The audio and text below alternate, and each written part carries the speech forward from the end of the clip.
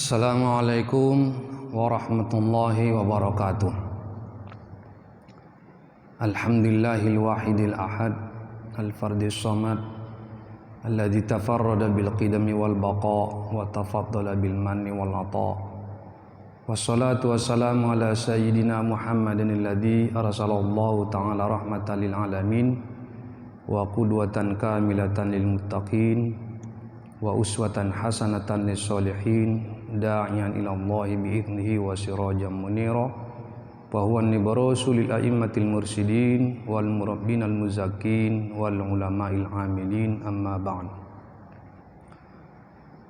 Pertama sekali puji syukur kita panjatkan kehadirat Allah Subhanahu wa taala yang masih memberikan kita nikmat beribadah taqarrub kepadanya, melaksanakan salat fardu maghrib, serta kita tidak lupa menyampaikan salawat dan salam ke junjungan Nabi besar kita Muhammad sallallahu alaihi wasallam. Allahumma shalli ala sayyidina Muhammad wa ala ali sayyidina Muhammad.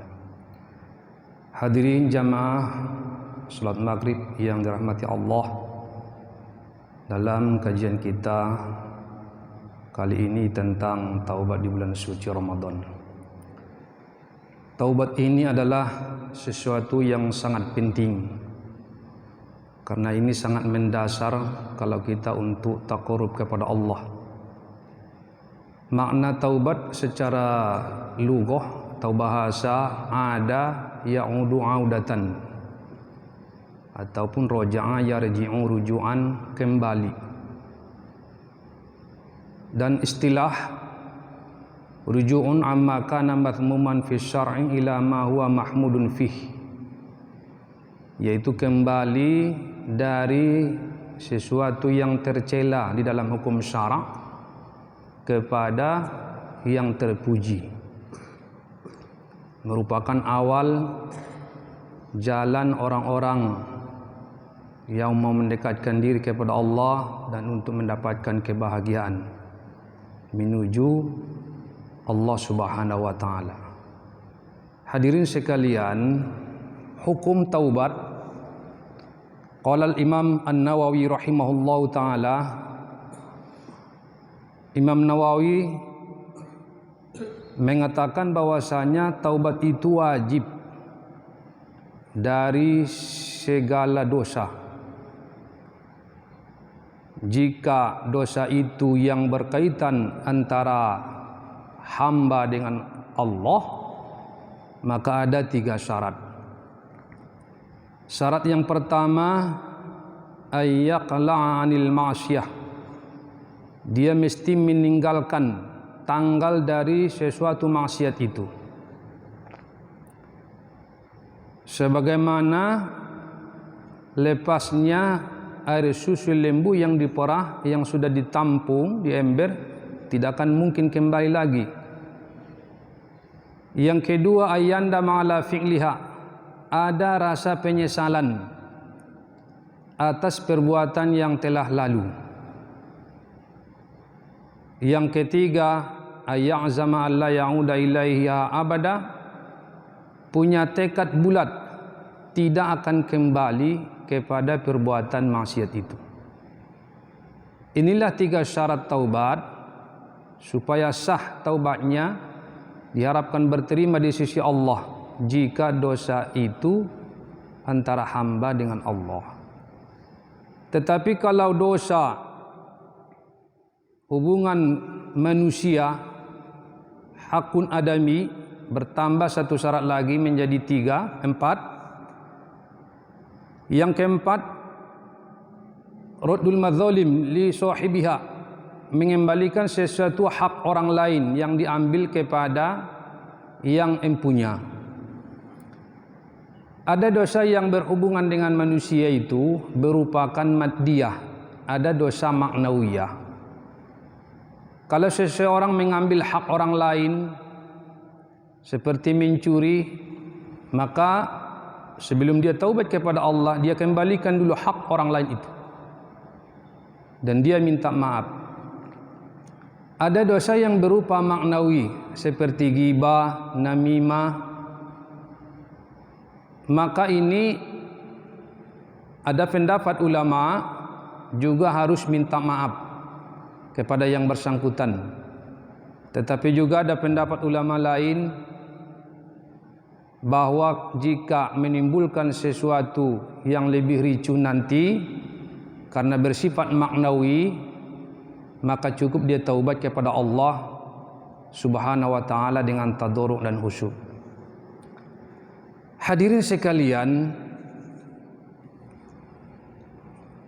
dalil taubat ini wajib firman Allah Subhanahu wa taala dalam surah An-Nur ayat 31. A'udzubillahi minasyaitonir rajim wa tubu ilallahi jami'an ayyuhal mu'minun la'allakum tuflihun. Ini fi'il amar, perintah. Dan taubatlah kamu kepada Allah sekalian, wahai orang-orang yang beriman, semoga kamu beruntung.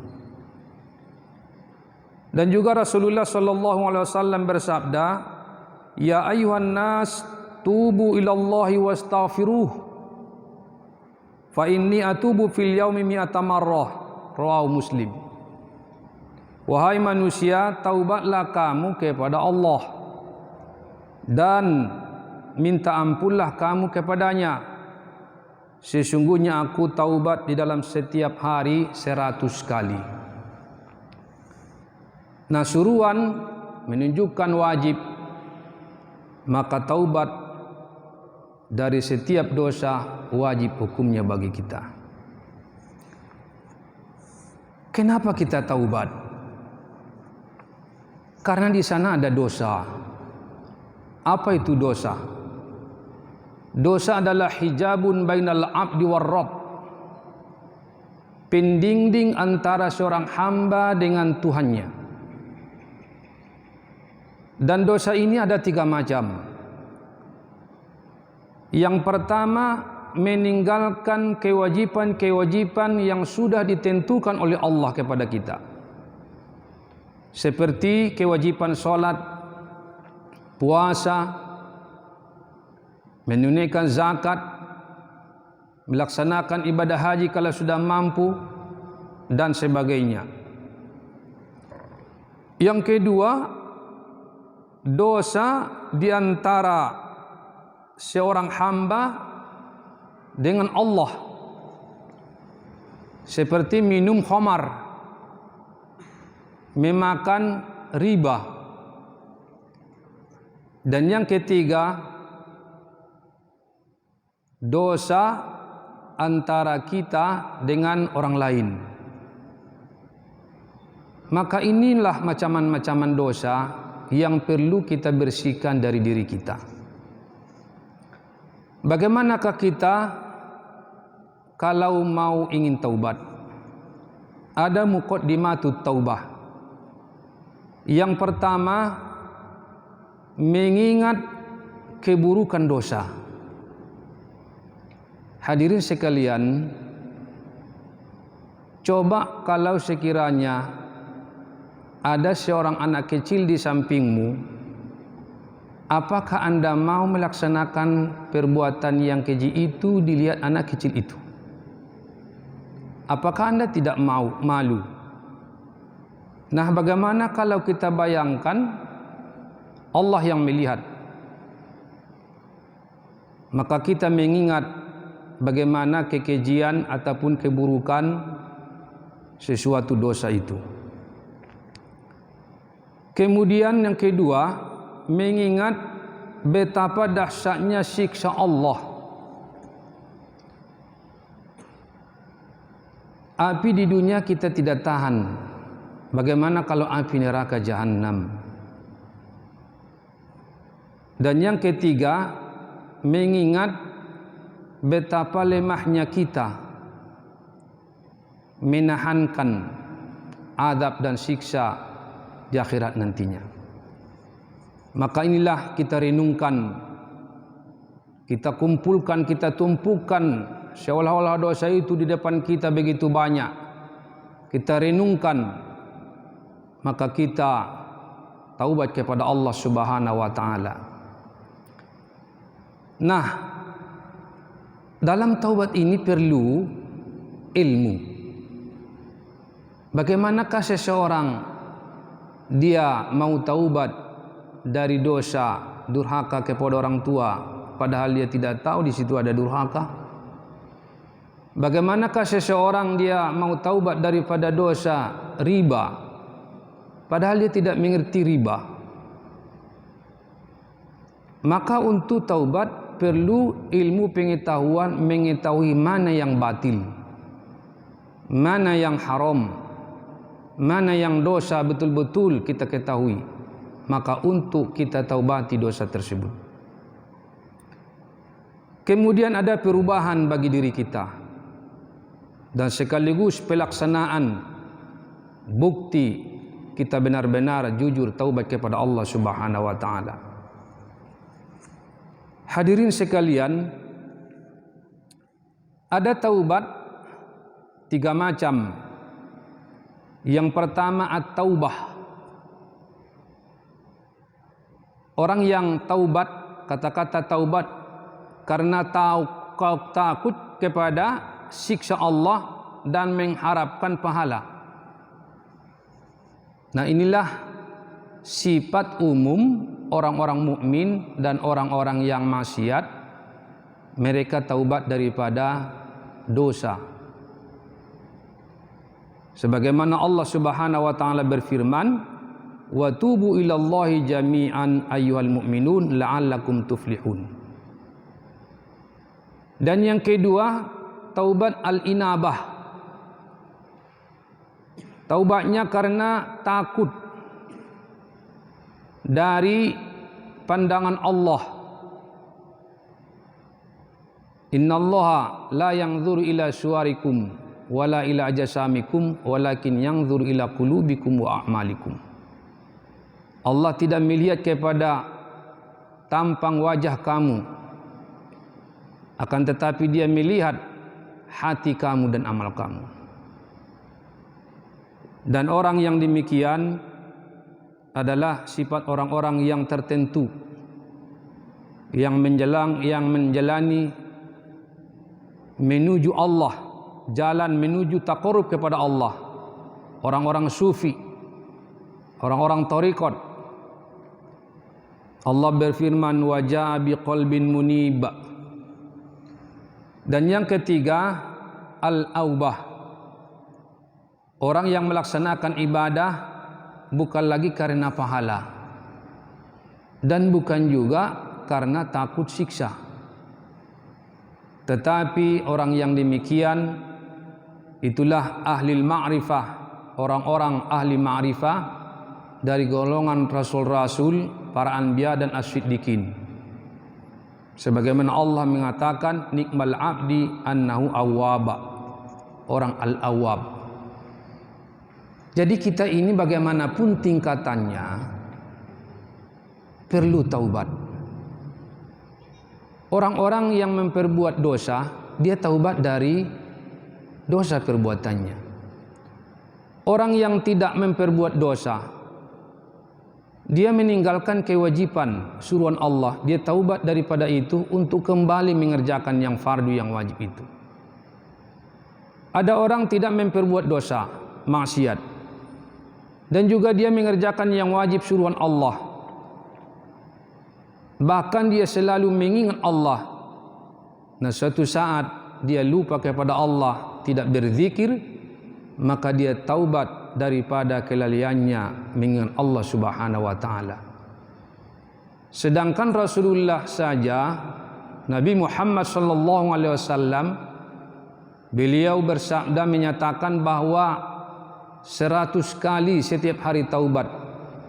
Bukan dari taubat dosa. Padahal Rasulullah adalah maksum daripada dosa. Arti maksum daripada dosa, Anda tidak pernah terpikir makan batu, tidak terpikir makan pasir. Jangankan makannya, terpikirnya pun tidak. Sebagaimana itulah orang para rasul. Jangankan untuk memperbuat dosa, terpikir saja untuk memperbuat tidak. Maksum daripada dosa. Meskipun demikian, Nabi Muhammad SAW, sebagaimana hadis yang kami bacakan tadi, fa inni atubu fil yaumi mi'ata marrah, sesungguhnya aku taubat dalam setiap hari 100 kali. Wa fi riwayatin sab'ina marrah, dalam satu riwayat 70 kali. Apalagi kita yang banyak dosa, ada dosa kecil dan dosa besar. Hadirin sekalian,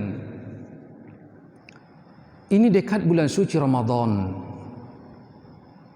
Apakah setelah bulan suci Ramadan kita taubat? Taubat ini harus dengan mudawamah, terus menerus. Sebelum Ramadan kita taubat, di waktu Ramadan kita taubat selalu, setelah Ramadan pun kita taubat. Kapan kita mengerjakan dosa maksiat, berwuduklah, atau bahkan mandi taubatlah, berwuduk dengan baik, salat sunat 2 rakaat, salat sunat taubat, usolli sunnat taubati anil ma'asi raka'atain lillahi ta'ala. Kemudian kita salat 2 rakaat salam dan istighfar, minta ampun kepada Allah Subhanahu wa taala. Ada adab. Kemudian Ramadan ini kesempatan baik bagi kita orang yang beriman. Orang yang cerdas, seperti umpamanya bagian bangunan, struktur bangunan, dia datang ke masjid ini melihat bagaimana susunan keramik ataupun dinding, kekuatan tiang, campuran semen, itu dia perhatikan. Seorang pedagang, dia tahu kapan waktu-waktu saat beruntung. Seperti tanggal 17 Agustus orang ramai, jualan air minum saja lancar beruntung, apalagi makan makanan. Mendekati hari raya, orang pedagang itu banjir keuntungan. Banyak orang beli pakaian hari raya. Nah, orang beriman, apakah yang terpikir adalah tahu dia kapan waktu-waktu panennya pahala berlipat ganda. Tahu kapan bulan-bulan keampunan, termasuklah bulan suci Ramadan ini, berlipat ganda jika kita beramal soleh. Dan awal wa rahmah wa awsatuha maghfirah wa akhiruha itqun minan nar. Rahmat, keampunan dan kelepasan dari api neraka. Imam Al-Qurtubi rahimahullah mengatakan, dikatakan Ramadan karena yarmududz dzunub, membakar dosa. Artinya amal-amal soleh di bulan Ramadan membakar dosa-dosa yang ada secara keseluruhan. Dan Rasulullah Shallallahu Alaihi Wasallam bersabda dari Abi Hurairah radhiyallahu anhu bahwasanya Rasulullah Shallallahu Alaihi Wasallam bersabda, as-salawatul khams wal jum'atu ilal jum'ah wa Ramadan ila Ramadan mukaffiratun ma bainahunna idza jatanabal kabair. Salat yang 5 waktu, Jumat ke Jumat, Ramadan ke bulan Ramadan, menghapuskan dosa-dosa yang ada di antaranya, meskipun itu dosa-dosa besar. Maka kesempatan baik bagi kita jika umur kita masih dipanjangkan Allah sampai kepada bulan suci Ramadan yang sudah dekat ini. Hadirin sekalian, kalaulah seseorang tidak diampuni dosanya di bulan suci Ramadan ini, padahal sudah bulan maghfirah, bulan mana lagi akan diampuni dosanya? Maka perlu kita cermati kesempatan baik yang berharga di bulan suci Ramadan untuk memperbanyak taubat kepada Allah Subhanahu wa taala. Ada tanda-tanda taubat. Yang pertama, seorang menangis bercucuran air mata Di saat dia merenung dosa-dosa yang dia perbuat yang lalu, minta ampun kepada Allah, menangis dia. Yang kedua, takut jatuh kembali pada dosa itu, sehingga dia berusaha menghindar. Ada rasa takutnya. Yang ketiga, meninggalkan berteman dengan teman-teman yang buruk, yang jahat. Dan yang keempat, selalu dia mendekat, berkawan dengan orang-orang baik dan orang-orang soleh. Itulah tanda-tanda orang taubat. Hadirin sekalian, kebaikan bisa menghapuskan keburukan kita. Namun ada kalanya dengan hati, ada dengan lisan, ada dengan jawarih. Maka keburukan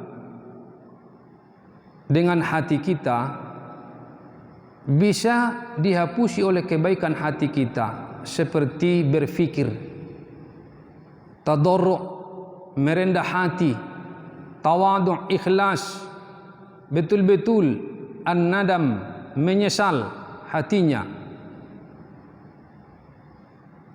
Yang kedua, dengan lidah, mengaku dengan lidah, mengaku kepada Allah dengan membaca istighfar, minta ampun kepada Allah.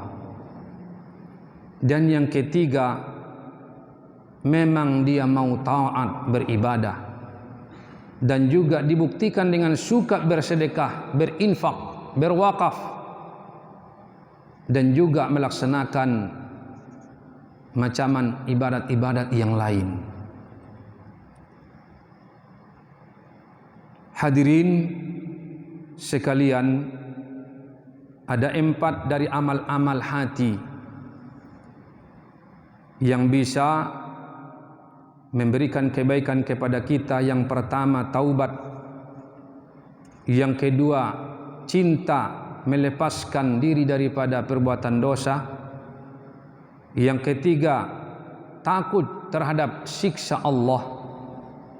Yang keempat, hati itu mengharap keampunan dari Allah Subhanahu wa taala. Sedangkan amal-amal jawarih, anggota tubuh, rajin sholat, setiap selesai terlanjur melakukan kesalahan dan dosa, sholat 2 rakaat, minta ampun kepada Allah. Kalau kita ingin sesuatu kepada seseorang, maka bawalah oleh-oleh, bawalah hadiah. Katakanlah dengan kalimat yang rendah hati, tawadhu, dengan sopan santun. Maka akan terbukalah hati orang yang kita dapatkan itu untuk mendengarkan apa yang ingin kita sampaikan. Akan mudah dia memberikan apa yang ingin kita minta. Begitu jugalah mengambillah untuk mendapatkan ridho Allah.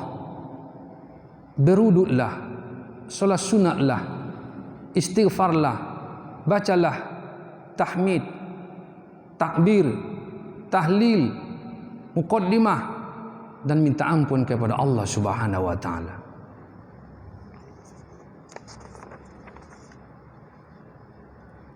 Pitta'annis salamah wa fil ajalatin nadamah.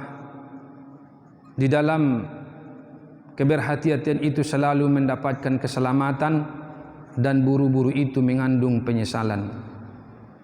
Dikatakan bahwa buru-buru itu dari setan, akan tetapi ada sifatnya buru-buru sunnah dilakukan, yaitu 5 macam. Pertama, menanam maid, disegerakan, jangan diperlambat. Yang kedua, mengawinkan anak perempuan kalau sudah dewasa dan sudah minta dikawinkan, kawinkanlah segera. Yang ketiga, membayar utang. Kalau sudah dapat, jangan ditunggu-tunggu. Dan orang yang berutang, dia berminat untuk membayarnya, Allah akan membantunya. Dan yang keempat, taubat setelah melaksanakan maksiat.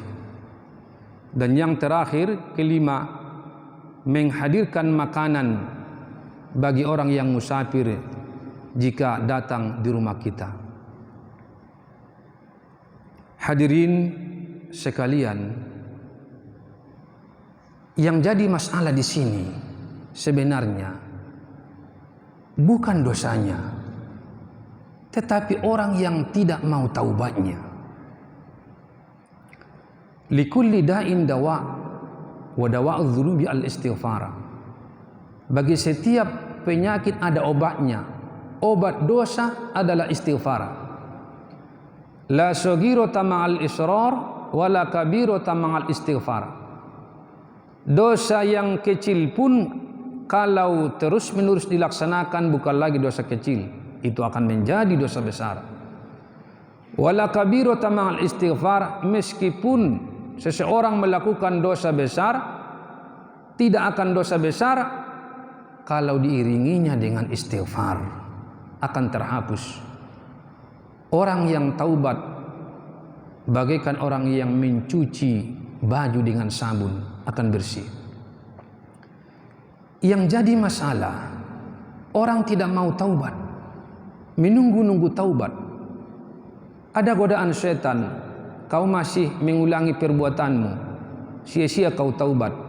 Nantilah engkau setelah tua, baru betul-betul engkau mau taubat, berhenti di situlah kau taubat. Kalau sekarang belum, pantas kau taubat. Itu godaan setan. Jika tidak sampai kepada usia yang dimaksud lanjut, dia belum taubat, maka dia berhasil godaan setan ini, mati dalam keadaan tidak bertaubat itu hamba. Maka kapan mengerjakan dosa maksiat, segera taubat kepada Allah. Mana tahu datang ajal, maka dia mati dalam taubat kepada Allah Subhanahu wa taala. Hadirin sekalian, taubat dari dosa masih mudah bagi seseorang. Tapi yang sulit, taubat dari akidah, dari keyakinan, dari kepercayaan. Meskipun keyakinannya itu yang sesat, ini sangat sulit untuk taubat. Karena itulah keyakinannya, itulah kepercayaannya. Seperti contoh keyakinan ateis. Ini sekarang berkembang, meyakini bahwa tidak ada Tuhan. Ateis. Ini sangat sulit untuk taubat. Paham Syiah, itu keyakinannya, itu intikadnya. Ini sangat sulit taubat. Maka hadirin sekalian, bersyukurlah kita paham Ahlussunnah wal Jamaah. Nah, untuk sempurnanya taubat seseorang ada 8. Yang pertama, menyesal atas perbuatan dosa yang telah lalu. Yang kedua, dia mau mengkodok kewajiban yang pernah dia tinggalkan, baik ia sholat, puasa, zakat. Yang ketiga, mengembalikan hak orang lain yang pernah dia ambil. Dan yang keempat, meminta maaf dengan orang tempat bertengkar, berhujjah, berkelahi. Dan yang kelima, dia bertekad bulat untuk tidak kembali ke dosa itu, ke maksiat itu. Dan yang keenam, dia mendidik jiwanya, melatih jiwanya taat kepada Allah sebagaimana dulu dia membiarkan dirinya pada maksiat. Dan yang ketujuh, dia merasakan pahitnya taat kepada Allah sebagaimana dia dulu membiarkan, merasakan lezatnya maksiat yang pernah dia lakukan. Dia balik untuk menjadi taat. Dan yang kedelapan, islahul ma'kul wal masrub, dia memperbaiki makanan dan minuman, mencari yang halal, meninggalkan yang haram dan yang syubhat. Hadirin sekalian, mungkin itulah sekitar tentang taubat kepada Allah Subhanahu wa taala. Taubat ini merupakan tanah yang akan kita tanam. Di tanah itu pokok, itulah iman. Maka untuk memperkuat keimanan kita, awalnya taubat kepada Allah, terus kita tingkatkan amal soleh, bertambah iman. Maksiat akan mengurangi iman. Mudah-mudahan kita hamba yang diberi rezeki taubat kepada Allah Subhanahu wa taala. Tanda-tanda kebaikan kepada seseorang hamba, Allah gerakkan seorang hamba itu untuk taubat kembali kepada Allah Subhanahu wa taala. Hadirin sekalian, saya kira itulah yang dapat kami sampaikan. Kurang lebihnya mohon maaf.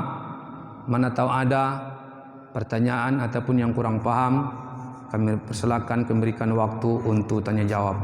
Wassalamualaikum warahmatullahi wabarakatuh. Terima kasih kita ucapkan kepada Ustaz yang telah memberikan tausiah kita bersama, dan kami beritahukan kepada jemaah kiranya masih ada waktu sekitar 10 menit lagi. Barangkali yang ingin bertanya, kami persilakan untuk sementara 1 orang.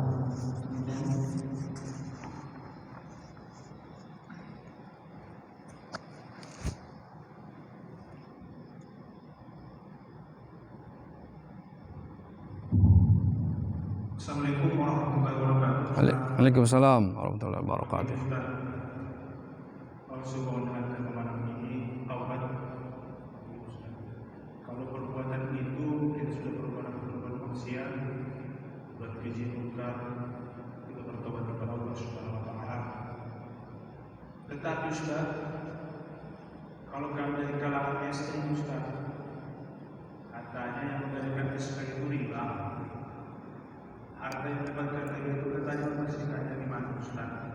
Yang kedua itu Ustaz, segala hasil harta kita yang dari proyek itu katanya Ustaz haram. Bagaimana kita cara membersihkan Ustaz? Demikian. Assalamualaikum warahmatullahi wabarakatuh.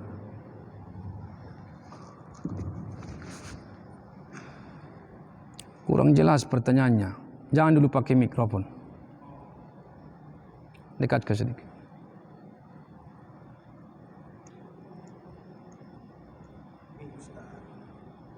Kadang kan kita Ustaz yang ASN Ustaz, kalau kita gadaikan SK kita mengambil duit, itu katanya uangnya uang haram, riba. Bagaimana cara kita membersihkan harta yang kita dapatkan itu Ustaz? Yang kedua itu Ustaz, kadang-kadang kita hasil proyek itu Ustaz, yang kita ambil dari harta juga Ustaz, itu kan di proyek Ustaz. Bagaimana cara membersihkannya Ustaz? A'tili dhi haqqin haqqah. Ambillah hak kita yang sebenarnya sesuai porsi tugas dan pekerjaan kita. Kalau memang tidak hak kita, kita tinggalkan supaya bersih. Kalau yang sudah pernah kita ambil, maka itulah tadi syarat yang keempat. Kembalikan kepada yang sepatutnya punya hak yang sudah pernah kita ambil. Kembalikan saja dan minta maaf. Itulah syarat yang keempat. Nah, memang kalau riba menambah, itu tidak boleh. Tapi ada pendapat ulama seperti riba di bank, kalau diambil bukan untuk kita pribadi, diambil untuk maslahat umum, boleh. Karena begini, dulu minyak Arab Saudi dikirim ke Amerika dan uangnya tersimpan di bank Amerika dan ada bunganya. Nah, dulu nggak mau Arab Saudi mengambil bunganya itu. Nah, bunganya ini dia ambil oleh orang Eropa, orang Barat, dibuat untuk memproduksi senjata, dan senjata itu membunuh kaum muslimin. Nah akhirnya diambillah itu bunga bank tadi, tapi untuk maslahat umum, seperti umpamanya membangun jembatan maslahat umum, tidak untuk pribadi kita. Nah, itu caranya. Yang jelas, marilah kita belajar membersihkan diri dari yang tidak halal, karena Allah menerima yang baik. Nah, kalau kita membersihkan diri dengan makanan yang haram, contoh umpamanya kita mau bersedekah, ini kan baik, mau bersedekah, tapi uang yang disedekahkan itu hasil judi. Bagaimana Ustadz? Seperti orang yang mencuci pakaian dengan air najis, kotor juga jadinya. Nah, jadi memang harus yang betul-betul bersih, supaya memang kita mendapatkan kebersihan itu. Nah, saya kira demikian. Ya.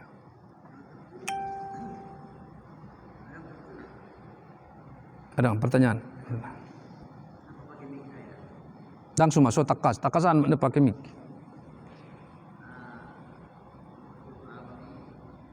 Bagaimana hukumnya membawa anak-anak yang masih belum tahu batasan-batasan di dalam masjid? Yang pertama, yang kedua, bagaimana hukumnya kita menaruh anak-anak yang belum mukallaf atau yang belum tahu batasan di antara saf kita yang dewasa? Ini pertanyaan di luar taubat ya. Baik. Ya. Oh ya, bagaimana? Jadi anak-anak yang belum dewasa datang ke masjid itu harus dihargai, harus dilayani dengan baik, jangan dimarahi. Karena untuk generasi pengisi masjid ini bukan kita selamanya, satu saat akan jadi mereka. Nah, agar tidak terrekam pada dirinya bahwa masjid ini yang sesuatu yang menakutkan, disambut, dilayani, disayangi, didorong, diberikan malah motivasi, tidak dibentak ataupun diusir. Nah, namun dengan ketentuan, anak-anak itu yang datang jangan ribut dan jangan mengotori masjid. Di zaman sahabat, kalau anak-anak yang ribut tidak dibolehkan masuk masjid. Anak-anak yang mengkotori masjid tidak dibolehkan. Tapi anak-anak yang mau sholat, boleh, silakan. Begitu juga orang yang gila, tidak dibolehkan masuk ke masjid, nanti mengganggu jamaah. Nah, itu untuk anak-anak ya. Kemudian di dalam sholat, anak-anak yang belum balik, ada anak-anak yang mumayyiz, umur 8 tahun sudah mengetahui yang baik dan yang buruk. Dia datang ke masjid, kalau dia sudah tahu tentang sholat, berwudu, begitu juga rukun sholat, kaifiat sholat, boleh dia ikut sholat berjamaah. Namun tertib berjamaah yang dewasa di depan, laki-laki dewasa di depan, kemudian di belakangnya baru anak-anak laki-laki, di depannya baru nanti perempuan dewasa, baru nanti anak-anak perempuan, yang anak-anak. Tetapi kalau perempuan yang terakhir lebih bagus.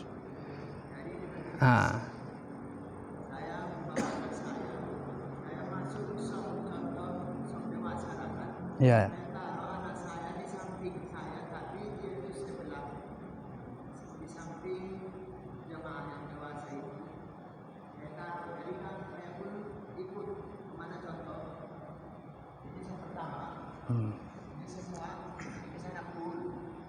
Jadi saya bawa anak saya taruh di sini. Di samping jamaah. Di antara kami dan Iya. kami salat. Tahu-tahu setelah takbir dia pergi. Entah apapun yang dikerjakan terserah dia. Justru itu bagaimana kira-kira Pak? Oh ya.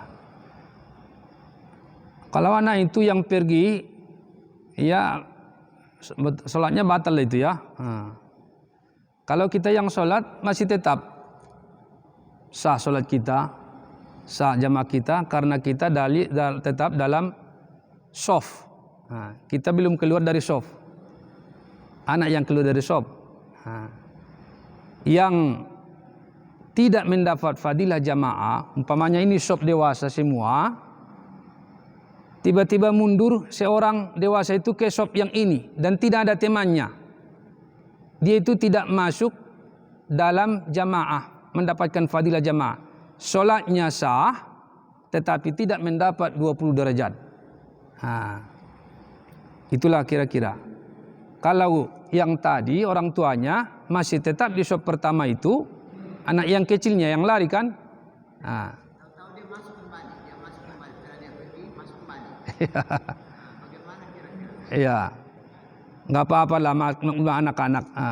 Jadi masalah itu kan kita masih tetap di shaf kita. Tapi inilah yang perlu dijaga agar tidak mengganggu kehusukan jamaah sholat. Jadi anak-anak juga harus dididik, diajari sehingga dia tertib. Jangan dibiarkan dia masuk ke shaf dewasa mengganggu nanti kehusukan yang dewasa. Ini perlu perhatian kepada anak kita.